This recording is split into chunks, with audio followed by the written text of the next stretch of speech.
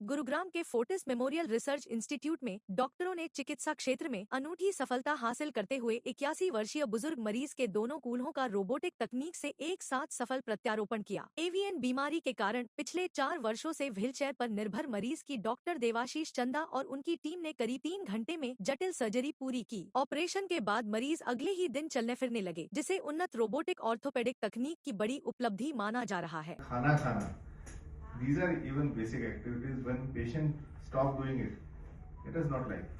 Okay. And when he came to me with this कि मैं completely bedridden हूँ, bathroom toilet तक जाने के लिए बहुत हेल्प चाहिए होती है।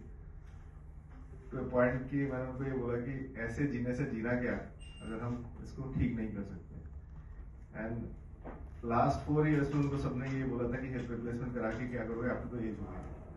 And I feel age is in number basically, which is in your mind. You feel young, then you should think and behave like a young. So what he did is he courageously said yes, and he has watched a lot of videos of mine. I put a lot of videos on YouTube as well as Instagram. So मुझे इन्होंने आके बोला मैंने आपकी सारी videos देखी हैं और उसमें सारे पेशेंट्स जो है हंसते हुए हैं कि आप मुझे वैसा बना सकते हो। And I was actually very happy कि किसने देखा तो सही वीडियोस को, ठीक है, और right person. Always has been immense to us and immense to Fortis healthcare.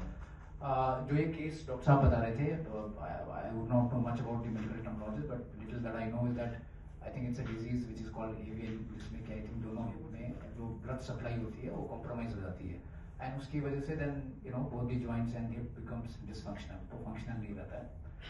और मेरे लास्ट 17-16 ईयर के करियर में मैंने कभी आई थिंक देखा नहीं है किसी भी मेडिकल टीम को ऐसी प्रोसीजर को अप्रोच करने के लिए, and that too also to the patient who is very high on age, very old, which is 81 year old. Mostly people do suggest, most surgeons saying that you do physiotherapy, you do some sort of exercise and get rid of the pain. They basically do pain management. But I think hats off to Dr. Saab, Dr. Devashish Chanda, that he had that courage to approach this case. Not only courage, but he has the right set of capabilities that he could take that call at the right time to get this gentleman under operation for this particular procedure. And today you can see him in front of your eyes that he is leading a very good life. And I was so amazed to see him walking from downstairs to up till this room, and at this age and having such a procedure done is something which is commendable. And I also like to congratulate him and kudos to his willpower that at this age उन्होंने ये हिम्मत दिखाई कि मैं procedure के लिए अपने आप को mentally prepare करूँ, because at this age it's not that easy to take such a call is that I can go for a surgery, knowing the complexities and the and the infections and all that. People normally do get scared at such an age, but I think he's a very courageous man, and as Suparna rightly said is that though his age may be 81, but I think by his spirit and by his action, he's just 18-year old gentleman. And once again, I think thank you very much to all of you for supporting us. And जैसे इन्होंने बताया था कि 81 years old, live in Delhi. वैसे हमारे जो ये पाँव है, जो हिमालय से लेके और क्षितिज तक दौड़ लगाते हैं और समुद्र से लेकर बड़ी गहराइयों में भी हमारे पाँव चले जाते हैं, क्योंकि हमारे पाँव का ये है कि ये शरीर को ढकते हैं। पाँव नहीं होते तो कुछ नहीं होता। हालांकि उम्र के साथ में हमारी आंखें वीक हो जाती हैं, कान वीक हो जाते हैं, स्किन है जो रिंकल वाली जाती है। तो इन सब चीज़ों को देखते हुए हमें अपने पैरों पर ध्यान देने की बड़ी आवश्यकता है। पहले साल में क्या हुआ मेरे साथ कि मैंने नीचे फर्श पे पूजा करते थे, बैठते थे, तो वो बैठना बंद कर दिया क्योंकि दर्द होता था, बैठा नहीं जाता था। पहले साल में ये हुआ, मैंने कहा ये क्या हुआ, थोड़ी क्रोसिन ये समथिंग लाइक दैट ऐसी मेडिसिन दी, लेकिन कोई फ़ायदा नहीं हुआ। सेकेंड ईयर में ज़्यादा हो गया। सेकेंड ईयर में छड़ी हाथ में आ गई, सीढ़ियाँ चढ़ना उतरना बड़ा मुश्किल हो गया। सेकंड फ्लोर पे रहते हैं हम, तो बड़ा मुश्किल हो गया। सेकंड ईयर भी चला गया, थर्ड ईयर आ गया। थर्ड ईयर में तो ये सीढ़ियाँ चढ़ना उतरना बिल्कुल ही मुश्किल हो गया। फिर मैंने क्या किया, मैंने आयुर्वेदिक को ट्राई किया, 6 महीने आयुर्वेदिक को किया, आयुर्वेदिक से कोई फायदा नहीं हुआ। आयुर्वेदिक के बाद में होम्योपैथिक किया। ये सिस्टम ऑफ मेडिसिन है, ये सब बकवास है एक्चुअली, कुछ नहीं है ये सब। ये है ना, ये अपना प्रोडक्टिविटी को है ना सेल करने के लिए और कुछ नहीं। उसके बाद में फिर ये होम्योपैथिक के बाद में फिर यूनानी में घुस गए। मैंने कहा चलो यूनानी को देखते हैं। यूनानी भी वही बस ढाक के 3 पात। तो ये चारों सिस्टम ऑफ मेडिसिन को देखने के बाद में फिर हताश होके फिर लास्ट एक और प्रोसीजर है पाइपैक। इसको हम लेप्रोस्कोपी से कीमोथेरेपी स्प्रे कर सकते हैं अंदर लिक्विड गैसियस फॉर्म में। गैस को जैसे डिओड्रेंट स्प्रे होते हैं वैसे कीमोथेरेपी यूजुअली लिक्विड है, लिक्विड फॉर्म में ब्लड वेसल में हम देते हैं। बट ये पाइपैक जो है, जब स्पेशली उस पेशेंट में, जैसे आपने सुना होगा कि पानी भरी जा रहा है, हम सुई से पानी निकाल रहे हैं हर हफ्ते में 3-4 लीटर पानी निकाल रहे हैं। उससे क्या है कि पेशेंट के प्रोटीन लेवल्स कम हो जाते हैं, इन्फेक्शंस आ जाते हैं। तो इस पेशेंट के लिए पाइपैक प्रोसीजर लेटेस्ट टेक्नोलॉजी के साथ हम रिलीफ दे सकते हैं इनको। बाकी बहुत सारी चीज़ें डॉक्टर मानसी को मैं देने वाला हूँ। बट बेसिकली हमारे liver, pancreas, food pipe, stomach, colorectal करता हूँ। डॉक्टर मानसी जो बैठे, she does breast cancers, similarly head and neck, जो टंग कैंसर, थायराइड कैंसर, ये सब दूसरा सर्जन करता है। Looking at quality of life of patients now. So एक बहुत ही कॉमन फ्रेज है, early detection can save lives, ये सुना होगा आपने। तो चाहे अर्ली डिटेक्शन हो या लाइफ सेविंग हो, मतलब पेशेंट की लाइफ भी बच जाए, कॉम्प्लेक्स प्रोसीजर्स भी हो जाए, या क्वालिटी ऑफ लाइफ भी पेशेंट को मिल जाए, ये सभी चीज़ों में जो हम कैंसर सर्जन्स को हेल्प करती है वो एडवांस टेक्नोलॉजी है। एंड एडवांस टेक्नोलॉजी के लिए जो भी इंडिया में, अब्रॉड में जो कैंसर सर्जन्स पेशेंट्स के लिए कर सकते हैं, वो सभी चीज़ें हमारे पास यहाँ पर भी हैं। जैसे डॉक्टर विनय ने बताया, सर्जिकल रोबोट है जो बेस्ट इन क्लास है, डाविंची रोबोट XI। ऐसे ही ब्रेस्ट कैंसर में हम कैसे एडवांस टेक्नोलॉजी यूज़ करते हैं वो मैं आपको बताना चाहूँगी। तो फ्लोरेसेंस गाइडेड ब्रेस्ट सर्जरी होती है, इसमें स्पेशल डाई दिए सेलेक्ट करके उन्हीं को केवल निकालते हैं। तो कहने का मतलब ये है कि ब्रेस्ट कैंसर पेशेंट को हमें सर्जरी तो करनी है, लेकिन हमें उसे क्वालिटी ऑफ लाइफ भी देनी है आगे, क्योंकि अर्ली स्टेज पे जब हम डिटेक्ट कर लेते हैं तो हम ब्रेस्ट को भी कंजर्व कर सकते हैं, हम लिम्फ नोड भी कंजर्वेटिव अप्रोच से कर सकते हैं ताकि लिम्फेडीमा ना हो। उन पेशेंट्स को जिनको ऑलरेडी लिम्फेडीमा डेवलप हो गया है उनको हम ट्रीटमेंट भी कर सकते हैं। जो पेशेंट 10 साल से 20 सालों से आर्म में स्वेलिंग लेके, लिम्फेडीमा लेके ही जी रहे हैं, उनका भी हम डेफिनेटिव सर्जरी मतलब ट्रीटमेंट करके बाईपास कर। फोकस बहुत रहा है पिछले, जिसके अंदर कैंसर पे काफ़ी फोकस किया। पहले कार्डियोलॉजी पे था जैसे बहुत, लेकिन cancer is one of the, like doctors ने, सबने, अभिजीत ने भी बोला है, that the need of the hour, and in the future, in maybe in 10 years time, will see lot of cancer cases in India. और इसके लिए फोर्टिस ने पहल करी कि पूरे इंडिया में अराउंड 23 कैंसर इंस्टीट्यूट्स हैं हमारे, जहाँ पे पूरा कॉम्प्रहेंसिव केयर प्रोवाइड की जाती है। मोहाली है, नोएडा है, शालीमार बाग है, बॉम्बे में है, और अब हमारे जैसे मनेसर में भी किया गया है। सबसे अच्छे जो बेहतरीन क्लिनिशियंस हैं। और इसी पहल में हम लोग अभी 2 और 3 तारीख को एक फोर्टिस कैंसर समिट होता है, जो कि पूरे आई थिंक 50 से ज़्यादा global participants from the doctors from the oncology world and more than 300 clinicians from across India are participating. ये 2 दिन का हम लोग कैंसर समिट कर रहे हैं क्योंकि we are very focused on how to make sure that cancer is being able to get treated, the best precision oncology, the best of the machines in the world we are acquiring in India. Gurgaon में हो गया, दूसरे जैसे robotics की भी बात। Healthy lifestyle doesn't mean आप बच सकते कैंसर से। हर एक इंसान रिस्क पे है कैंसर के, उससे तो अर्ली डिटेक्शन सबसे इम्पोर्टेंट है। जब भी कोई सिम्टम है आपको, जैसे पेन है, कहीं पे खून निकल रहा है कहीं से, इमीडिएटली आप डॉक्टर के पास जाइए, चेकअप करवा लीजिए या स्क्रीनिंग प्रोग्राम में एनरोल कर लीजिए, ताकि अर्ली स्टेज या प्रिवेंशन हो सकते। Prevention is always better than cure. यही मैसेज है मैं आप लोगों के लिए। And please be careful, please be aware.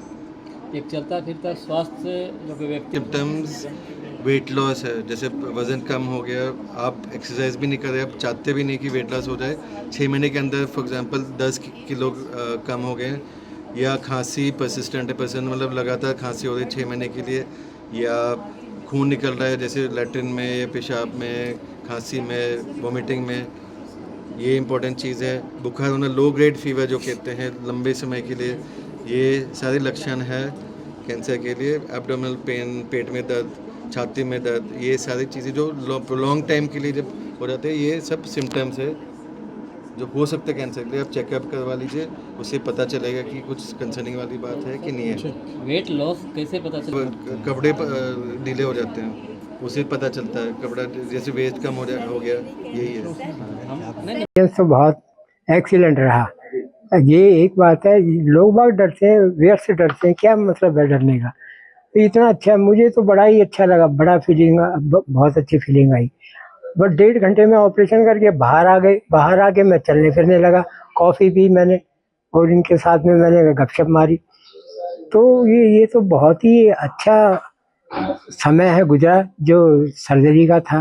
तो इसमें घबराने की और डरने की कोई बात ही नहीं है। कोई पता नहीं लोग क्यों डरते हैं, मैं भी डरता था।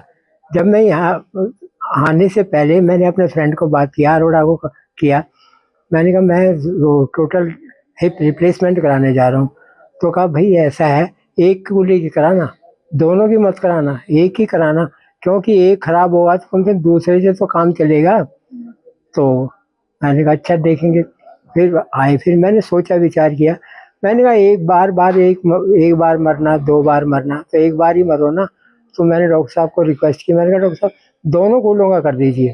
तो उन्होंने कर दिया, कोई प्रॉब्लम ही नहीं हुई मैडम, कोई प्रॉब्लम ऐसी और डरने की बात भी नहीं है कोई। लोग बाग व्यर्थ ही डरते हैं, क्या डरना। जो लोग बाईपास कराते हैं, हार्ट अटैक का ये कराते हैं, वो भी तो लोग जिंदे रहते हैं। वो भी, मेरी फ्रेंड है RM अरोड़ा, वो भी जिंदे रहते हैं, वो भी बाईपास सर्जरी करा के वो बिल्कुल स्वस्थ हैं। तो ऐसी कोई बात नहीं, लोगों में पता नहीं भ्रांति फैली हुई है कि नहीं कराना, डर लगता है मैडम। कितने सालों से परेशान थे? ये मैडम 4 साल से परेशान से, 4 साल से मैडम, ना कोई मन लगता था, ना कहीं जाने का, ना आने का। इवन ये है, जो फ्रेंड्स सर्कल है उन्होंने साथ छोड़ दिया, रिश्तेदारों ने साथ छोड़ दिया, इवन फैमिली मेम्बर्स ने अवॉइड करना शुरू कर दिया। क्योंकि अवॉइड तो करेंगे, जो आदमी निठल्ला होगा है तो उसको तो अवॉइड करेंगे। तो ये मैंने सफ़र किया।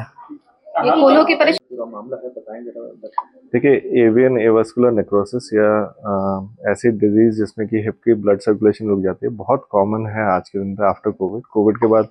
ये ब्लड सर्कुलेशन रुकने का काम जो है बहुत पेशेंट्स में हो रहा है। उसके मेन रोल जो है वो है स्टेरॉयड यूज, और बहुत समय कोविड के कारण ही क्लॉटिंग बन रही है, और ये यंग जनरेशन में बहुत ज़्यादा कॉमन है। टू ए पॉइंट कि एवियन पहले बिफोर कोविड साल में 1 या 2 पेशेंट हम देखते थे, अब महीने में कम से कम 10 से 15-20 पेशेंट देख लेते हैं जो कि एवियन के होते हैं एक ओपीडी में, एक जनरल ऑर्थोपेडिक के सर्जन की ओपीडी में भी। Now these patients they don't know what to do, क्योंकि उनकी स्टेजिंग जैसे 3rd स्टेज या 4th स्टेज में आने के बाद हिप रिप्लेसमेंट आंसर रह जाता है। और हिप रिप्लेसमेंट यंग पेशेंट्स जैसे कि 16-17 साल जिसपे एज मैच्योरिटी पूरी आ गई है, to a point 80 years 90 years पे भी हिप रिप्लेसमेंट किया जा सकता है। एंड इसका सबसे जो इम्पोर्टेंट चीज़ ये है कि लोगों के बीच में ये धारणा है कि हिप रिप्लेसमेंट अगर करें तो सक्सेसफुल नहीं होती। यंग लोगों को इसलिए नहीं कराते हैं कि कितने साल इम्प्लांट चलेगा। मुझे लगता है कि इम्प्लांट जो अच्छे सर्जन्स जिन्होंने सर्जरी की है, जैसे जॉन चार्नले का अगर मैं एग्जांपल दूँ, जो जिन्होंने hip replacement surgery world wide निकाली थी, यूके के सर्जन, उनके हाथों में रिजल्ट्स करीब 40-50 साल तक टिके हैं। तो अगर उनके टाइम में 70s के एरा में अगर ये सर्जरी 40-50 साल टिकी है, तो आज के नए इम्प्लांट के साथ ये इवन और लंबी चलेगी। तो फर्स्ट सर्जरी अगर अच्छी होती है तो ये सर्जरी सक्सेसफुल हो सकती है। दोनों साइड की सर्जरीज हमने एक ऑलमोस्ट सीरीज बना रखी है जिसमें कि यंग पेशेंट्स में दोनों साइड की हिप रिप्लेसमेंट सर्जरीज हुई थी। धीरे धीरे हम 60s में करने लगे, हम 70s में करने लगे दोनों हिप को, अब 80s में भी ये दोनों हिप रिप्लेसमेंट एक गो में हो पा रही है। और इसमें ब्लड लॉस, खून जाने का या उससे रिलेटेड कॉम्प्लिकेशंस कम है, तो दोनों को प्रोसीजर्स को एक साथ किया जा सकता है। तो रोबोट क्या? हाँ, उसमें अलाइनमेंट और कप पोजिशनिंग पे है। सो रोबोटिक सर्जरीज के साथ हम उसको इनफैक्ट इम्प्लांट को अच्छे से पोजीशन कर सकते हैं। छोटे से इंसिशन मिनिमल इन्वेसिव सर्जरी के थ्रू हम जॉइंट को अंदर एस्टेब्लिश कर सकते हैं। सर्जरी के कितने दिन बाद जो पेशेंट चल सकता है? सर्जरी के सेम डे शाम को पेशेंट स्टैंडिंग कर सकता है, 1-2 स्टेप डिपेंडिंग ऑन पेशेंट कितना स्ट्रांग है वो कर सकता है। उसके बाद अगले दिन से चलना शुरू करता है और उसके अगले दिन पेशेंट घर पहुंच जाता है। 2 से 3 दिन का एवरेज जो है स्टे है पोस्ट सर्जरी।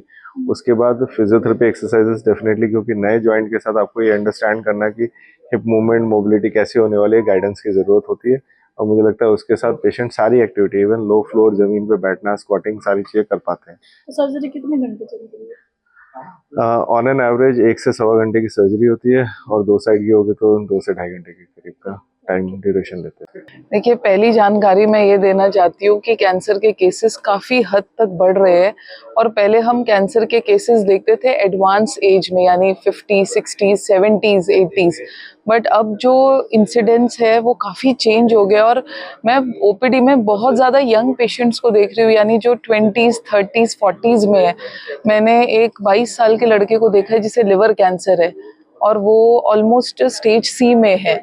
तो मैं पहली चीज़ तो आप सबसे ये रिक्वेस्ट करना चाहूँगी आप लोगों के माध्यम से कि कैंसर स्क्रीनिंग और एक हेल्दी लाइफस्टाइल ज़रूर अडॉप्ट करिए, क्योंकि हम जिस एनवायरनमेंट में रहते हैं जिसमें इतना प्रदूषण है, हमारी डाइट इतनी दूषित है, हम ज़्यादा से ज़्यादा वाइट चीज़ों पे डिपेंडेंट है, white maida, white rice, white salt, white sugar.